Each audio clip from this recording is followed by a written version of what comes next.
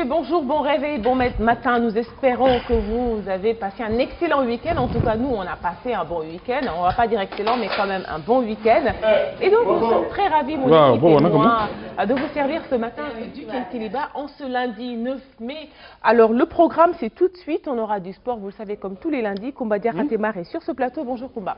Bonjour, Nafi. Donc, ce matin, essentiellement, tu reviendras sur la finale Saint-Michel. Tu nous parleras aussi d'Ibrahimovic et de Sadio Mané, autant dire de grands noms du football. Ça sera tout à l'heure. Aussi, nous avons le plaisir de recevoir deux invités ce matin. Tout d'abord, Monsieur Morphal. Il est inspecteur des impôts et domaines. Il est le chef du bureau communication à la direction des impôts et domaines. Il sera là pour essentiellement nous parler de la journée nationale des impôts et domaines. Bonjour Monsieur Fall. Bonjour madame. Merci d'avoir accepté notre invitation.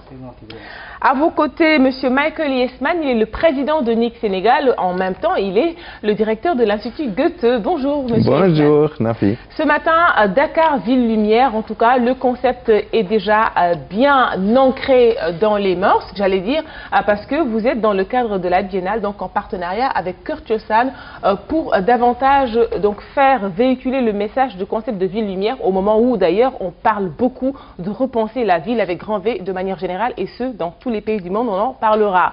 Merci d'être sur ce plateau. Et pour driver tout cela, évidemment, Alioune Badara Kane, l'incontournable Alioune Badara Kane. Non, du tout, du tout. Qui est là ce matin. Bonjour Alioune. Bonjour Nafissatou. Tu as passé un bon week-end, j'espère. Un très bon week-end. Super, je suis contente de te l'entendre dire. L'autre menu ce matin, en deuxième partie, on aura le plaisir de recevoir notre consultant immobilier à Kenkeliba. Il s'agit de Moustapha Fall, qui revient sur la première génération de logements sociaux à Diamniadio. Et puis évidemment, les autres pans de l'actualité sur Kenkeliba, c'est le bloc d'infos. C'est l'affaire de René Léon Fonseca. Mais on va démarrer, comme tous les matins, en douceur avec la chronique horoscope et les signés Nafissa Ayer. Bélier, vous avez besoin d'une activité physique qui vous permettrait de libérer le stress accumulé. Un peu de repos vous aurez bien vidé la tête. Taureau, il vous sera capital de prendre conseil auprès d'un professionnel par rapport à votre travail. Un changement de métier est possible, mais la mise en place est longue. Gémeaux, apprenez à tout concilier si vous ne voulez pas vous retrouver en congé forcé d'ici peu. Aussi, ce serait une bonne chose pour que vous restiez un peu plus sur la réserve. Cancer, vous aurez envie de tout plaquer et de tout recommencer ailleurs. En particulier votre partenaire qui vous sort par tous les trous du nez. Lion, votre humeur sera ronchonne. Il y aura des crises de nerfs au programme et peut-être même des menaces de rupture de la part de votre moitié. Vierge, les aliments gras et sucrés sont à bannir de vos menus. Votre silhouette ne s'en portera que mieux également. Balance, dites-vous qu'une relation de couple n'est pas toujours parfaite et que vous avez les moyens de vous rassurer vous-même. Comprenez que son fonctionnement n'est pas le vôtre, mais que cela ne change pas son attachement pour vous. Scorpion, vous devrez plonger en vous pour en extraire tout ce qui vous empêche de vous épanouir et qui peut menacer vos relations, en particulier sur le côté sentimental. Sagittaire, on peut penser que vous irez vite en besogne, mais il faut dire que vos intuitions sont très bonnes. Vous êtes sur le bon chemin. Capricorne, oubliez vos craintes et vos peurs. Vous pouvez enfin vous laisser aller vers de nombreux horizons sans risque de douche froide. Votre côté méfiant doit être dompté par la confiance. Sachez que vous pourriez regretter amèrement de ne pas vous lancer. Verseau, le personnage que vous êtes vous empêche de chercher la profondeur dans vos relations. Voilà pourquoi vous pouvez rencontrer des déboires. Questionnez-vous sur cette fermeture à la profondeur. Poisson, vous avez raison d'y croire et de ne pas vous donner les moyens d'obtenir ce que vous voulez. Tout vous est permis si ce n'est pas le doute et la dévalorisation. C'est tout pour votre horoscope du jour. Excellente journée. Excellente journée à toi, Nafissa Ayer. On souhaite aussi à tous ceux qui viennent de nous rejoindre une excellente journée, surtout à René Léon. Bonjour. Bonjour. Ça va? Ça va bien, on est là, et ton tranquille. week-end, ça a été? Un très bon week-end, un week-end de fête. Hein. Pour résumer le tout, hein, un week-end de communion, de confirmation. Magnifique. Voilà. Un week-end de mariage, week-end de fête tout simplement. Ah bah oui, le mariage c'est la fête. Hein. Allez, c'est la fête aussi sur Kenkeliba tous les jours. C'est l'heure du flash, c'est tout de suite.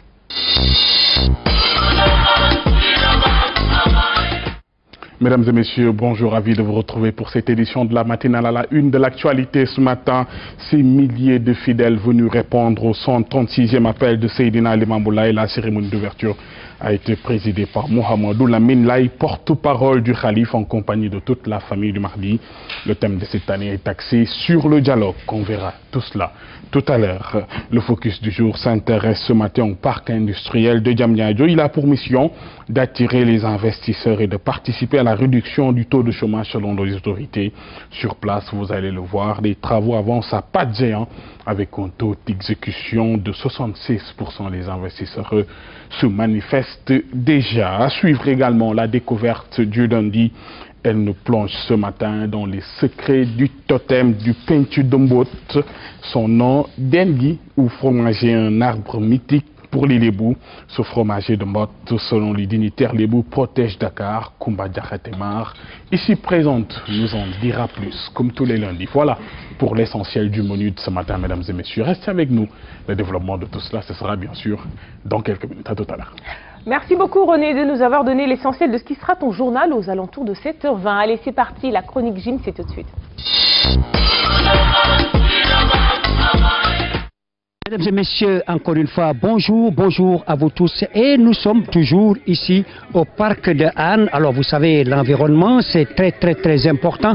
Alors autant dire que ce club uni par le sport. Et donc aujourd'hui, nous allons faire un travail de bâton. Alors le bâton, il est très léger, il est très maniable, assez portatif et qui peut en tout cas vous procurer de très bonnes choses, surtout au plan musculaire, mais aussi sur le plan évidemment de l'énergie, puisque vous dépensez de l'énergie et avec ça, vous allez justement affiner votre corps. Alors le bâton, qu'est-ce que... Avec les bâtons, on va faire des renforcements musculaires.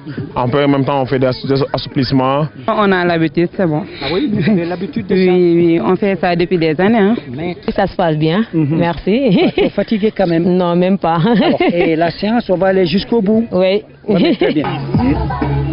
7, 8, 9, et 10, c'est bon. 1, On revient là. 2, on revient là. Alors là, c'est apparemment un petit squat. Voilà, un petit squat. Donc c'est un renforcement musculaire qui fait travailler le dos, les cuisses. C'est un renforcement. Il renforce les cuisses actuellement et c'est important. Et vous savez, dans le sport, il faut avoir donc de bons pieds, en fait, des jambes solides pour tenir, parce que les jambes sont importantes. Voilà, donc il faut toujours renforcer les jambes parce que c'est les jambes en fait qui tiennent tout le reste du corps. Mesdames et messieurs, avec ce travail bâton, alors je rappelle que nous sommes toujours avec le président Abdourahmane Kamara. Alors président, justement cette séance, l'avant-dernière séance justement de ce matin, alors tout de suite votre mot et l'importance du travail bâton. Mais vous savez, le bâton déjà... Traditionnellement, vous voyez que nos bergers ont toujours leur bâton. Et je vais, en fait, pour faire rire un peu, il y a le Bambara qui regarde le peul, il dit « peul toujours malade, jamais mourir ». Parce qu'en fait, le peul est toujours nomade, il a son bâton. Il est chétif, mais il est solide. En fait, le bâton, c'est pour les renforcements musculaires et en même temps également, c'est pour les étirements. Voilà, et on continue toujours ce travail bâton avec les coachs du club uni par le sport ici au niveau du parc de Hann. Alors là, c'est une autre variante puisqu'on a changé de position, on a changé également de côté. C'est un travail d'une longue haleine. Depuis très longtemps, on est là, je dis depuis 2010, et régulièrement, tous les jours, nous nous entraînons du matin au soir. Et du lundi au vendredi. Voilà, mesdames et messieurs, téléspectateurs de Kenkeliba, nous venons donc de terminer cette séance de ce matin ici au parc de Hann. Alors le club uni par le sport, c'est vrai, ici on ne sait pas la fatigue. Alors ça continue toujours. Alors coach, comment vous avez senti la séance? Oui, ça va, parce que les gars, on le fait tous les jours, on a l'habitude de faire ça. Ça a été un plaisir, c'est notre credo. Tous les jours on est là, le matin, en même temps le soir aussi on est là. Oui, ça a été. Bon, on est habitué, on est tous les jours là. Non, ça va oui. Allez, je vais me tourner du côté des dames. Et alors la séance? Bon, c'est bon, hein. J'appelle toutes les femmes de faire le sport, c'est bon pour la santé et c'est bon aussi pour la vie. Oui, c'est bon, RAS, rien à dire. Oui. On a un bon groupe, uni par le sport, défend des valeurs, et c'est un esprit en fait. Donc, uni par le sport, tchakao, tchakana. Voilà, merci et nous allons nous retrouver demain, Inch'Allah. Merci beaucoup, coach, pour cette séance de gymnastique avec le bâton que Koumba Diarate connaît certainement bien. Oui, c'est presque à la mode, hein, j'allais dire, parce que sur la corniche, et même là, la place de l'Obélisque, les gens font la gymnastique avec le bâton ou le ballon. Le ballon aussi. Pour travailler les abdos, le ventre. Et ça le fait, c'est magnifique. Et c'est mignon. C'est mignon. Et puis surtout, après, on a un physique mignon. C'est parti d'ailleurs, Koumba, on reste avec elle, c'est parti pour la chronique sport.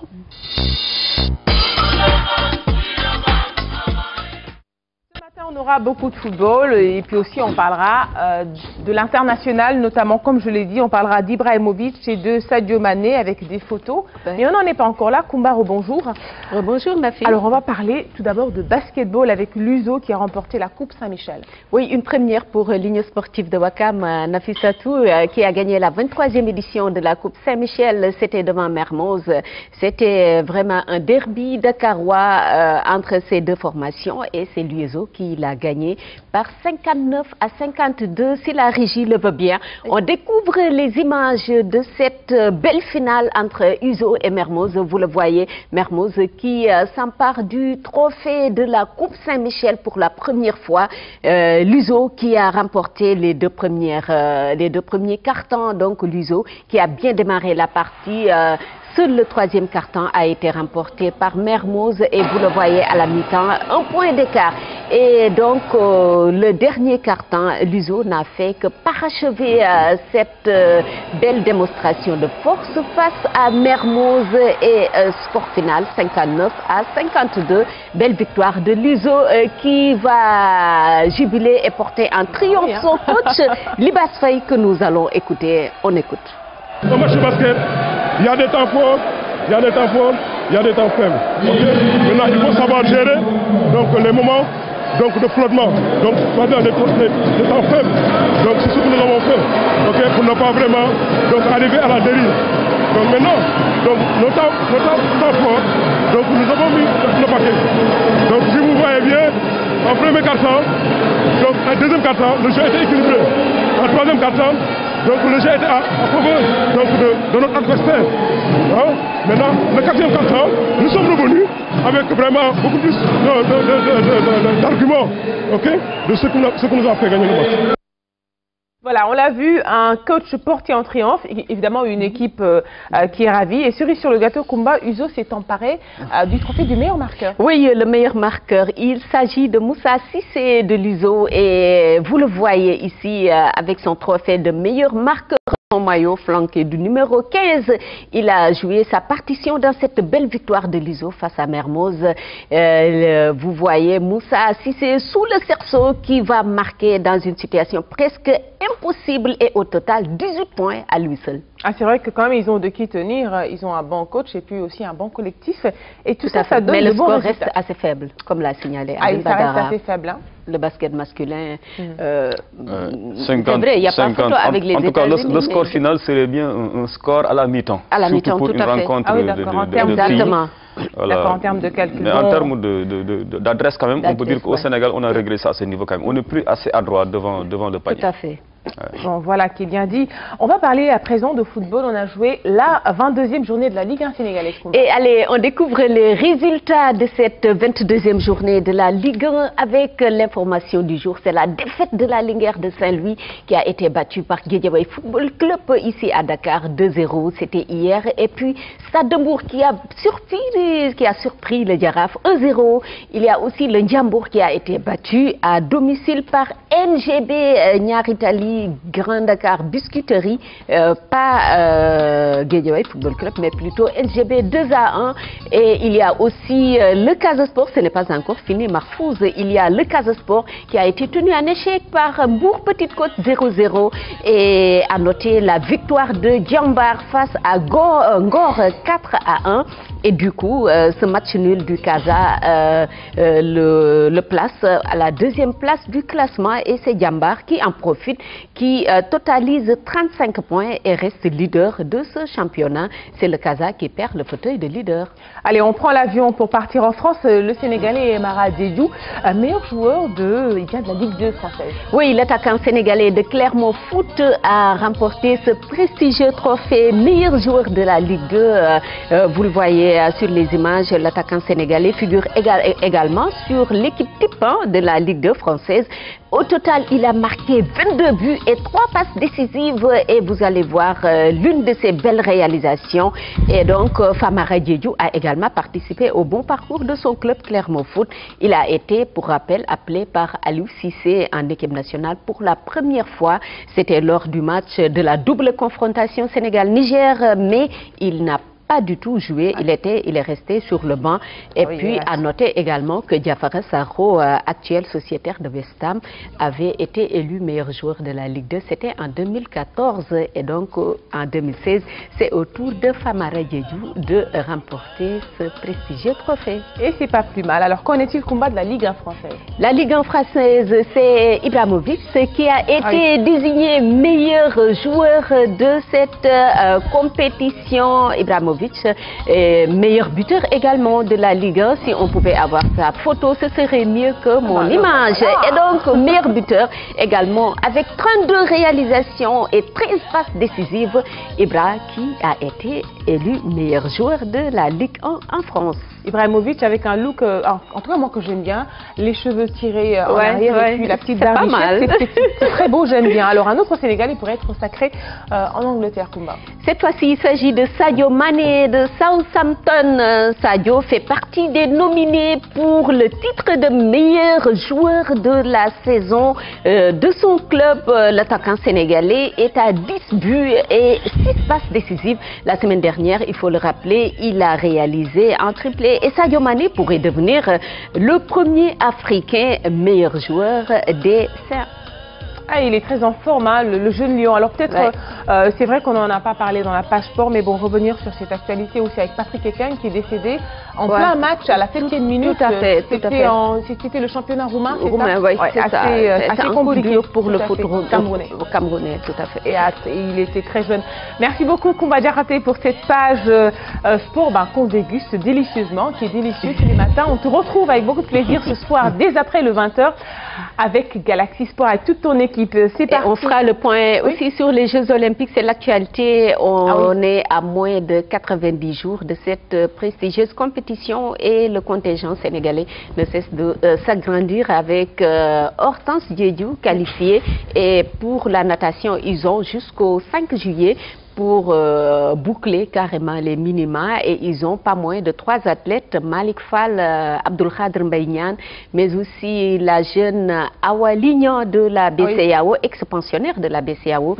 Donc le 5 juin, on aura la liste complète côté natation.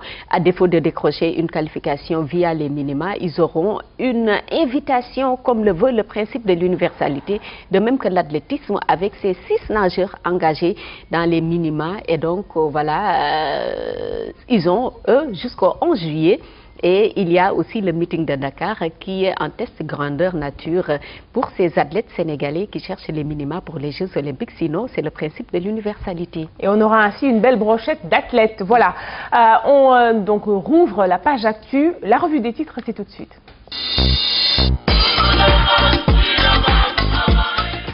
On ouvre cette une des quotidiens avec nos confrères du Soleil qui reviennent sur la célébration du 136e appel de Seydina Limamou Laye. Macky Sall, selon le Soleil, qui a dit que Limamou Laye s'adresse au monde entier. La démarche équilibrée du chef de l'État magnifiée, et puis le Khalif invite les jeunes à s'instruire. Et puis peut-être une autre une à la une du Soleil, métier rizicole, le centre de formation d'Africaris inauguré. Et puis 6 heures de Dakar, 9e sac pour Nagui Kabaz. Et en lutte africaine, le Sénégal champion par équipe. Alors on a raflé 4 médailles d'or en individuel et une en argent. Voilà qui va plaire à Koumba Diakhatemar. Le tournoi de la CEDEAO, absolument. On poursuit cette une des quotidiens avec justement le quotidien Sénégal-Gambie, médiation du président guinéen. Selon nos confrères, eh bien, Macky Vignette a Condé le président guinéen. Et puis, coopération militaire avec les États-Unis, le général Nian, en accord avec le chef de l'État. Et puis, couleurs et emblèmes du LDR, c'est le nouveau parti que Modou Diagne Fada a créé. Eh bien, Fada provoquerait Wade selon nos confrères du quotidien. On poursuit cette une avec l'Observateur. Bouclage du financement de l'infrastructure. Macky chauffe le moteur de son train express régional. Une mission de la coopération française à Dakar aujourd'hui, selon nos confrères, pour boucler le financement. Et puis l'État saigne le PTIP pour 60 milliards de francs CFA. Je pense qu'il veut dire signe, peut-être, je ne sais pas. Et puis, dialogue politique et terrorisme, le serment sans appel de la haine, Seydina Issa Thiaoulaye qui s'exprime dans les colonnes de l'Observateur. Il faut mettre fin à l'anarchie. Donc, dialoguer, ce n'est pas exiger du président qu'il cède sa place. Voilà. On poursuit cette une avec le populaire. Relation entre Macky et les Wade, dialogue politique PDS, Serine Bakendiaï, entre confessions et déballages. Ce que Wade, Karim et Macky m'ont dit, les maîtres du jeu sont Macky Sall et Abdoulaye Wade, selon Serine Mbaké Ndiaye. On poursuit avec l'enquête. Retrouvailles de la famille libérale. Fada, Modou Diagne Fada, disent nos confrères d'enquête, eh bien, il est en phase avec Macky. Et puis, Yoff exhorte le président à dialoguer. Grand Place ne dit pas autre chose. Après avoir quitté le PDS, Diagne Fada lance le LDR. Karim n'est plus notre candidat, dit le nouveau leader du nouveau parti politique.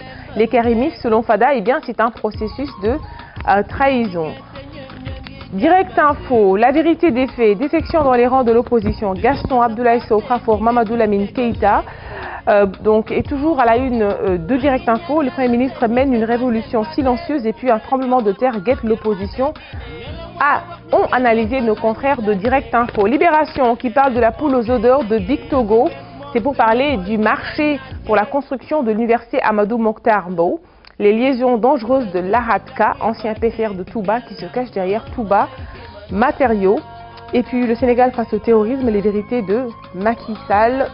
Modou Diagne Fada, aujourd'hui, qui a le vent en poupe dans les colonnes des journaux. Modou Diagne Fada, leader du parti LDR-ISL, dialoguer ne veut pas dire entrer dans le gouvernement. L'évidence, avec une petite touche people, peut-être qui ne va pas déplaire à Badara, parce qu'on n'a que de la politique dans les colonnes. Première, Wally à Bercy, sourde oreille d'un parrain. Donc c'est vrai que je pense que le jeune lion de la musique sénégalaise, je crois qu'il aurait demandé à Youssou N'Dour d'être son parrain, et je pense que voilà, il n'a pas encore la réponse, et c'est peut-être pourquoi nos confrères ont titré ainsi, et une question colle à une Badara Kane, parce que c'est vrai qu'il sait bien parler de la politique et tout. Alors, sourde oreille d'un parrain, à une Badara, tu penses que Youssou N'Dour peut bien être le parrain de Wally à Bercy? Naturellement, je crois qu'il est le parrain de Wally Seck, quand il s'agit surtout pour ces derniers de se produire à Bercy, et Youssou N'Dour étant l'un des rares artistes, en tout cas, sinon le seul Sénégalais jusqu'au moment où je vous parle, à se produire à Bercy, à drainer les foules dans ce temple un peu de la culture, de la musique en France. Donc je pense que si Wally veut réussir son concert, parce que quand même c'est un défi très gigantesque par rapport à son âge, à son vécu, on sait qu'il vient juste de débuter quand même dans ce milieu-là qu'est le showbiz, mais il est obligé de bénéficier des conseils de Youssou N'Dour, et je sais que Youssou N'Dour quand même va lui donner des conseils avisés, et c'est clair que s'il met en pratique les conseils qu'il recueillera de Youssou N'Dour, mais son show sera bien une réussite, pourquoi pas. Koumba, c'est ton avis? Non, ce n'est pas mon avis. Moi, je crois que... Moi, c'est pas... Comment on les appelle? Wali ou les Wali. Non, non. Mais je dis que Wali, il faut... Pour être vraiment honnête, Wali a déjà son public. Hein. Aujourd'hui, il a le vent en poupe. Il n'a pas besoin de parrain pour remplir la salle de Bercy. C'est mon humble avis. Il faut croire en soi, il faut y aller. Voilà, il n'a qu'à foncer et compter sur ses qualités pour s'en sortir. C'est magnifique tout ça. Hein. Voilà les journalistes qui sont people. Allez, Sud Quotidien, on va terminer cette revue avec 2 quotidiens. D'abord Sud, Robert Sagna, coordonnateur du GRPC et ex-maire de Ziguinchor. Une rébellion n'a pas d'avenir si... voilà, 3 points de suspension et puis... alors, prix de la critique d'art et journalisme culturel. Bon, ce sont des confrères qui sont honorés, donc il faut bien le dire et il faut être content de ça. Le groupe Sud... non, oui, Baba Diop. Il y a Baba Diop, les mérites Baba Diop. Alors, le groupe Sud, triplement honoré. Oumi Regina Sambou de la radio Sud FM, Baba Diop du groupe Sud et puis Théodora Sissambou de Sud Quotidien. Voilà qui est bien. Sud, quand même, un grand groupe de presse. Allez, on va terminer cette revue des titres avec Sounou Lambe, Sidi Diagne sur les reliquats de Zos Guigui. Pour 5 millions, on ne peut pas venir frapper à ma porte. Il demande plus le boss de la RDV. On ne leur doit que 30 millions de francs CFA. J'ai perdu plus de 15 millions pour le transport en Gambie.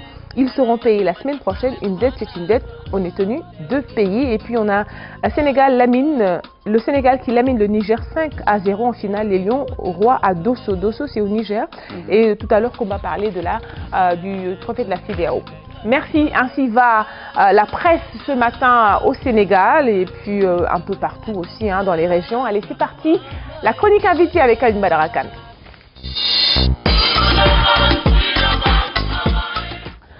Les invités ce matin, Michael Yesman, président du groupe Onic, et puis Monsieur Morphal, il est inspecteur des impôts et domaines. Il est le chef du bureau de la communication à la direction des impôts et domaines, les impôts et domaines qui célèbrent la journée nationale des impôts et domaines. La journée nationale des impôts et domaines, certainement pour se rapprocher davantage du public des Sénégalais qui attendent beaucoup des impôts et domaines quand on sait en tout cas les missions qui vous sont fixées, surtout de renflouer les caisses de l'État.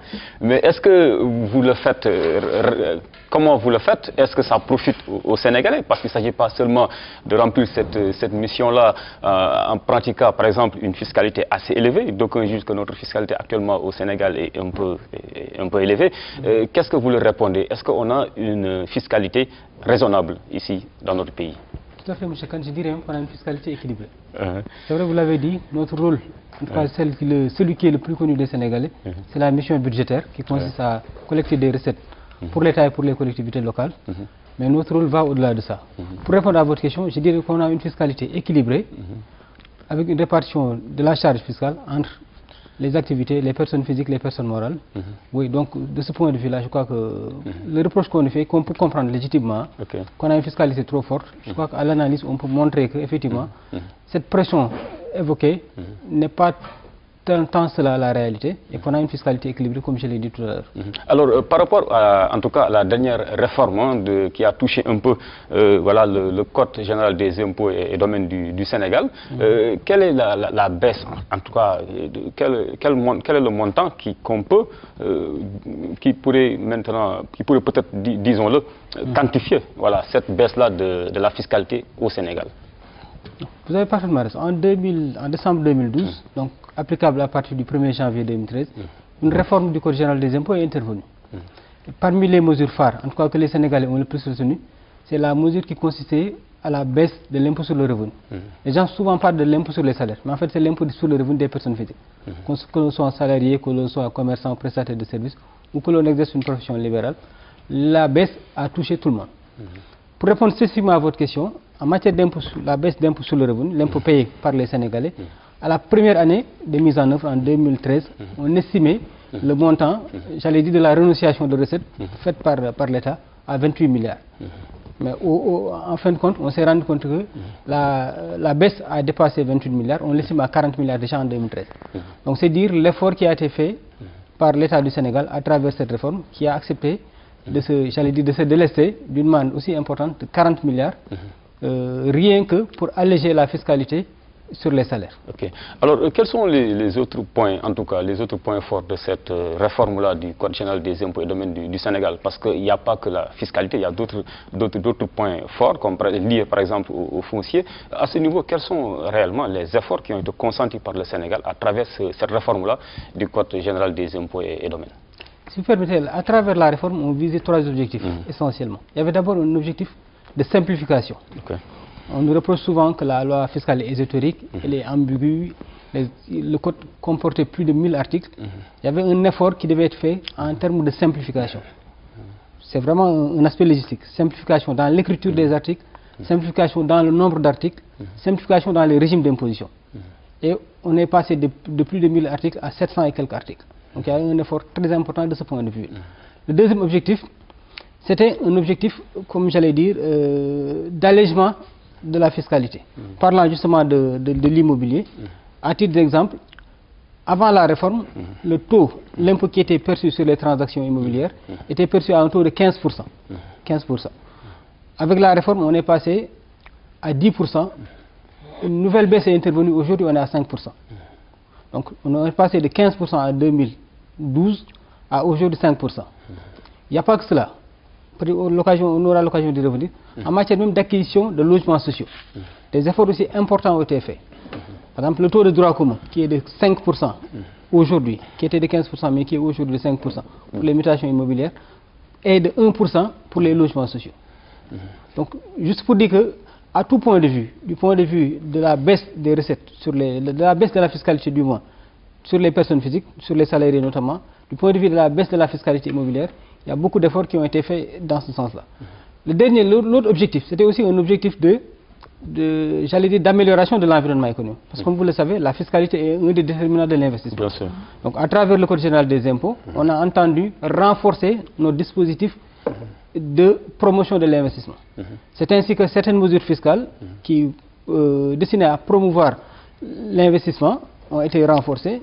Je peux citer entre autres une baisse d'impôt de 50% pour toute entreprise qui exporte au moins 80% de sa production. Toute entreprise qui exporte 80% de sa production voit son impôt sur le revenu, sur les sociétés, puisqu'on parle d'entreprise, diminuer de moitié. Donc on peut à l'appel lister comme ça des mesures de faveur qui ont été instituées ou renforcées à travers la réforme du Code général des impôts qui était intervenue en décembre 2012. Et pourtant les capitaines d'industrie, en tout cas les investisseurs, en tout cas surtout le privé, disons, en demandent toujours plus. On a comme l'impression que vous devez de faire encore d'efforts pour les inciter à venir au Sénégal, en tout cas, et même à rester au Sénégal pour ceux qui y sont déjà. Est-ce que vous ne devrez pas peut-être revoir encore ce code-là? On peut toujours améliorer. Et aujourd'hui, le fait est que, par là des investissements, il y a un code des investissements avec une partie fiscale et douanière, donc qui confère beaucoup d'avantages. C'est notamment des exonérations sur beaucoup d'impôts et taxes. Mais comme vous dites, les gens, enfin, le privé en général, les acteurs économiques, considèrent toujours qu'on a encore des efforts à faire en matière de réduction de la fiscalité au Sénégal. Donc comme je le répète, il y a des efforts à faire, mais aujourd'hui déjà, notre dispositif fiscal comporte beaucoup de mesures de faveur qui sont de nature à promouvoir l'investissement. Et une comparaison avec les autres États nous permettrait de nous rendre compte qu'en réalité, notre dispositif fiscal est au moins aussi attractif que la plupart des États de l'UE. Alors, en tout cas, une autre mission qui vous est assignée, c'est la gestion, disons, de notre patrimoine foncier. À ce niveau, il y a beaucoup de litiges au Sénégal. Hein. Partout où vous puissiez aller au Sénégal, il y a des litiges liés au foncier. Est-ce que, quelque part, vous n'êtes pas responsable? Parce que les dossiers s'accumulent sur votre table et on a comme l'impression qu'il y a une certaine lourdeur qui encadre un peu leur traitement. Est-ce que vous ne devrez pas davantage simplifier les démarches pour qu'il y ait moins de litiges liés au foncier au Sénégal? Je crois que vous touchez là un problème très important. Aujourd'hui, on considère que la majeure partie du contentieux au niveau du tribunal relève des questions foncières. Donc comme vous dites, il y a vraiment beaucoup de litiges fonciers. Mais ce qu'il faut faire, c'est voir les causes de ces litiges-là. Vous allez me dire, après, il y a la législation à simplifier, je suis d'accord. Mais aujourd'hui, la plupart des litiges sont nés parce que la procédure, quelque part, n'a pas été respectée. De façon très simple. La loi considère que lorsque vous devez faire des transactions immobilières, vous devez les faire devant notaire. Aujourd'hui, rares sont les Sénégalais qui, en matière de transactions immobilières, se font assister par un notaire. Au-delà du notaire, nos services, les services des impôts et des domaines, sont naturellement des conseils pour les usagers, pour les populations. Donc, à défaut d'avoir un notaire, si vous voulez vous engager dans une transaction immobilière, au niveau de Dakar ou dans les autres régions, il y a un bureau des domaines qui est en mesure de vous renseigner sur l'état juridique de l'immeuble que vous devez acquérir et vous donner toutes les informations de sorte à vous prémunir de tous les risques.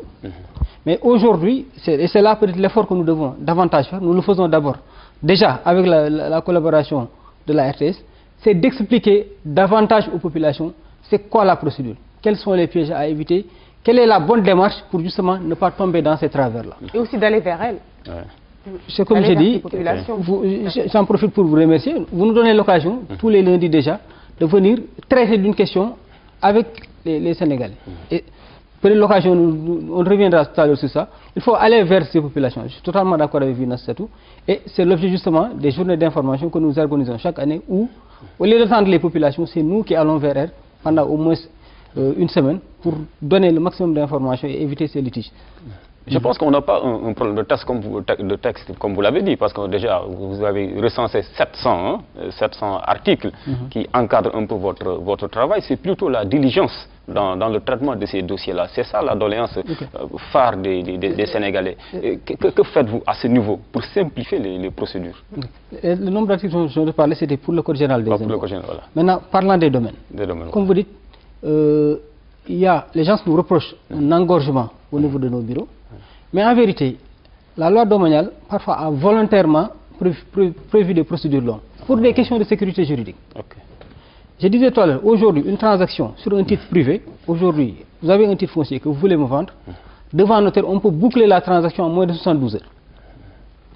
Mais il y a des terrains qui ont des régimes juridiques pour lesquels la procédure ne peut pas être très simple. Par exemple, je donne l'exemple d'un terrain du domaine national, qui est par essence un terrain non immatriculé, qui donc n'appartient à personne. Si vous voulez que la loi vous confère des droits sur ce terrain-là, il y a une procédure qui est prévue. Il faut que le terrain qui est non immatriculé soit d'abord immatriculé au nom de l'État. À partir de ce moment, ça devient une propriété privée de l'État du Sénégal sur laquelle l'État peut conférer un droit, ce qu'on appelle le bail. Mais donc, si le terrain est un terrain du domaine national, il y a une procédure pour déclarer qui aboutit à l'immatriculation de ce terrain-là au nom de l'État avant qu'on puisse vous accorder un quelconque droit sur ce terrain. Et parfois cette procédure-là qui est longue, comme vous l'avez dit, nous devons encore faire des efforts parce que nous devons faire, j'allais dire, la politique de la réalité. Les textes sont là pour servir une cause et non l'inverse. Donc il y a peut-être sûrement un effort de rafraîchissement de nos textes qui est en train d'être fait. Et parmi les réflexions qui sont aujourd'hui en cours au niveau des services des impôts et des domaines, il y a la création d'un guichet unique. Parce que la procédure dont je parlais tout à l'heure n'implique pas que les services des impôts. Il y a beaucoup d'autres services techniques qui interviennent, qui ne relèvent même pas du ministère de l'économie, des finances et du plan. Mais les gens ont tendance, et ils ont raison, à chaque fois qu'ils ont un problème foncier, ils pensent d'abord à nous. Et c'est la raison pour laquelle nous avons porté ce projet-là, qui consiste à mettre un guichet unique où on réunira l'ensemble des acteurs internes et hors des GID pour accélérer ces procédures-là. Mais est-ce que vous ne devriez pas peut-être demander à l'État, vous êtes sous tutelle, d'accorder plus de compétences aux collectivités locales? Parce qu'on sait que par exemple avec l'acte 3 de la décentralisation, beaucoup de collectivités locales n'ont comme ressource que le foncier. Malheureusement, elles n'ont pas tellement de prérogatives par rapport à cela. Est-ce qu'il ne faudrait pas aussi penser à elles, à ces nouvelles communes, pour qu'elles puissent avoir des fonds pour faire face à leur mission? Oui, pour parler des ressources, peut-être c'est plus la fiscalité locale. Surtout la compétence, la gestion du foncier. Parce que jusqu'à présent, en fait, une bonne partie du foncier est sous le contrôle de l'État. Comme j'ai dit, les terres du domaine national étaient sous la responsabilité des communautés rurales déjà. Mais c'est la communauté rurale peut vous accorder, peut vous affecter. Mais elles n'en ont pas toutes les prérogatives. Hein? Je ne sais pas si j'ai très bien compris la question. Mais la gestion du domaine de... L'octroi de terre, par exemple, à un privé, à un promoteur qui voudrait, dans une nouvelle communauté, par exemple, investir, cela n'est pas du ressort de cette collectivité-là. Si, ça relève de la compétence de la collectivité. Non. Je pense qu'il y a un problème actuellement. Lorsqu'on a reçu ici, en tout cas, le ministre de la décentralisation, Abdoulaye Diouf Sarr, on a posé cette question-là sur la table. En fait, les collectivités n'ont pas la prérogative, en tout cas la possibilité, d'octroyer des terres à des investisseurs. Là, c'est un peu quelque part un boulet qu'il traîne. Est-ce qu'il ne faudrait pas revoir ça, par exemple, ce système-là? Si on série très bien. Comme je disais, les terres du domaine national relevaient de la compétence des communautés rurales. Aujourd'hui, on parle de communes. Donc, ça relevait déjà de la compétence des communautés rurales. Maintenant, la question plus globale qui est posée et sur laquelle la Commission nationale de réforme foncière travaille, c'est de voir vraiment comment rénover carrément nos dispositifs fonciers. Et ça, comme j'ai dit, ça n'implique pas que les services de la DGD. Et comme souvent je le répète aussi, la loi foncière volontairement institue des règles de prudence et de sécurité qui encadrent ces procédures-là, qui font que parfois les démarches sont longues. Mais je le concède, avec vous, il y a un besoin peut-être de simplifier davantage, de rationaliser nos dispositifs pour que, in fine, parce que l'objectif c'est de mettre rapidement à la disposition de l'investisseur ou bien du Sénégalais qui a juste besoin d'un terrain pour soit habiter ou mener des activités industrielles commerciales. Donc l'objectif c'est de mobiliser rapidement le capital foncier à son profit et tout en lui assurant suffisamment de sécurité juridique. Parce qu'un investisseur a besoin, au-delà de disposer de la terre, d'avoir un cadre juridique qui le sécurise. Autrement dit, d'avoir un titre qui n'est plus précaire, qui n'est pas précaire sur l'assiette sur laquelle il compte faire ses investissements. Et on revient peut-être sur les journées, l'organisation de ces journées. Voilà, sur un peu le programme en tout cas. Pourquoi l'opportunité de ces journées? D'ailleurs, vous l'avez dit tout à l'heure, vous l'avez ébauché. Vous avez raison, il nous faut aller vers les usagers, parce que nous sommes là pour les usagers. Notre slogan, c'est déjà la DGD, une administration moderne au service des usagers. On s'est rendu compte, avec toute la population, qu'il y a un besoin d'information qu'il faut satisfaire. Donc c'est le sens de toutes les actions de communication que nous menons, mais à travers nos outils de gouvernance, le plan de développement stratégique de notre administration, on a voulu instituer chaque année des journées nationales d'information. C'est un peu l'équivalent de ce que les autres administrations appellent les journées portes ouvertes. Mais nous considérons, puisque nos portes sont toujours ouvertes, on a préféré parler de journées nationales d'information, à l'occasion desquelles, à Dakar et dans toutes les régions du Sénégal, nos services ouvrent leurs portes, se déplacent vers les usagers, leur fournir le maximum d'informations, de sorte à satisfaire justement ce besoin d'information dont je parlais tout à l'heure. Et chaque année, il y a un thème qui est mis en avant. Pour cette année, le thème retenu est l'école et la promotion du civisme fiscal. Parce que nous sommes convaincus que en tout cas, une des solutions pour instaurer un civisme fiscal dynamique au Sénégal, c'est justement de passer par l'école, qui forme nos étudiants et nos enfants et qui, in fine, sont les contribuables de demain. Donc, les comportements fiscaux vertueux que nous recherchons, nous pensons que la meilleure solution pour l'atteindre, c'est justement de passer par le canal de l'école. Ok. Mais êtes-vous d'accord avec certains analystes qui disent que lorsque les impôts et domaines, en tout cas, annoncent des chiffres faramineux par rapport à leurs recettes et tout, cela est un mauvais signal à l'endroit des investisseurs. Est-ce que vous êtes en phase avec eux? Vous les comprenez? On va terminer par là. Chaque fois qu'on présente nos résultats, par exemple pour l'année 2015, on a fait 1032 milliards, mais on s'empresse toujours de dire qu'on l'a fait sans augmenter, sans création de nouveaux impôts taxes ou sans augmenter le taux. Ça veut dire que c'est un effort d'élargissement qui est fait.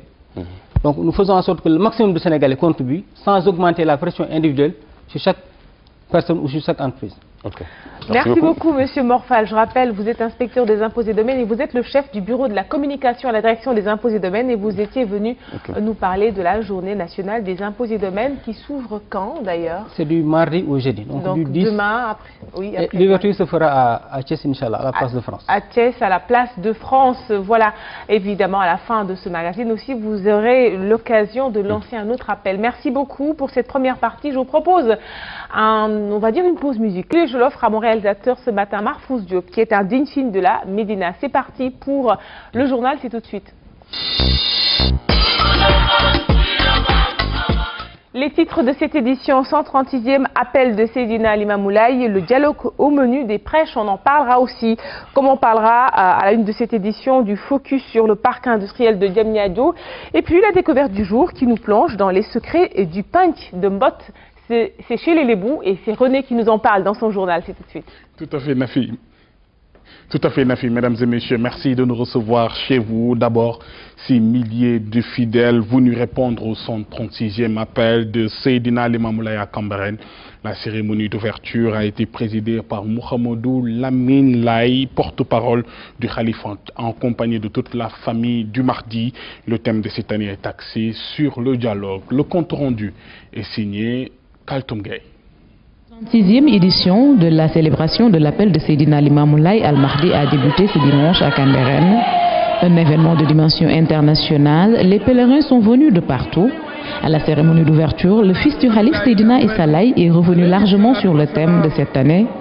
Il a insisté sur l'importance du dialogue dans la communauté, mais aussi la responsabilité des parents dans la stabilité à travers l'éducation. Fidèles et sympathisants ont répondu massivement et ont eu une oreille attentive. Alhamdulillah, comme tous les frères Layènes, comme Dieu nous a permis d'être là encore une fois de plus, nous disons merci, nous disons Alhamdulillah. Avec tous les beaux discours, vraiment de vérité, de dialogue, d'ouverture et d'ancrage au niveau des valeurs, je pense que tous les deux discours de Mohamed Lamine Laye et de Seydina Issa Laye ont été de haute facture. Le thème de cette année, qui dit dialogue comme solution des sorties de crise, je crois vient à son heure. Et au-delà du discours du porte-parole que nous avons tous entendu, je voudrais lancer un appel à tout le monde pour que le dialogue, tel que préconisé par le chef de l'État, soit un élément fondamental de notre mode de vie. Mohamedou Lamine Laye, porte-parole de la famille, s'est ensuite adressé aux fidèles.